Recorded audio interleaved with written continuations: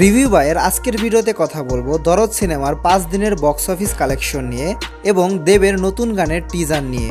প্রথমে আসি দরদ সিনেমার কাছে। তো দরদ সিনেমাটি প্রথম 5 দিনে কত টাকা আয় করলো?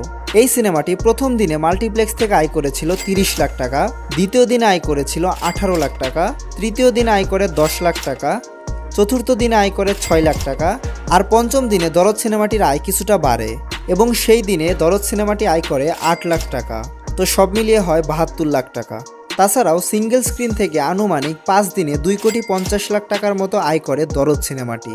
তো সব মিলিয়ে 5 দিনে দরদ সিনেমাটি ওয়ার্ল্ড ওয়াইড গ্রস কালেকশন করেছে 3,30 লাখ টাকার মতো, যেখানে দরদের বাজেটই ছিল 4 কোটি টাকা। তো দরদ সিনেমাটি যেহেতু 5 দিনে 3,30 লাখ টাকার মতো আয় করে ফেলেছে, তাই খুব সহজেই বলা যায় এই সিনেমাটি অল্প দিনেই তাদের বাজেটের টাকাটি উঠিয়ে ফেলবে।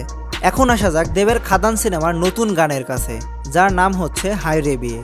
এর আগে খাদান সিনেমার একটি গান রিলিজ হয়েছিল যার নাম ছিল রাজার রাজা, আর এবারের গানটি তৈরি করা হয়েছে বিয়ে উপলক্ষে, অর্থাৎ বিভিন্ন বিয়েতে এই গান বাজানোর জন্য একেবারে পারফেক্ট গান হবে। আজ এই নতুন গানের টিজার রিলিজ পেয়েছে এবং সম্পূর্ণ গানটা মুক্তি পাবে 22শে নভেম্বর। এই টিজারে দেবের লুকও দেখতে পাই এবং তার সাথে যিশু সেনগুপ্তকেও দেখা যায়। এখানে মূলত দেব হয়তোবা গ্যাংস্টার রূপে নিজেকে প্রেজেন্ট করছে, কারণ তার বড় বড় চুল এবং দাড়ি রাখা হয়েছে, যেটা তার আগের গান রাজার রাজাতে ছিল না।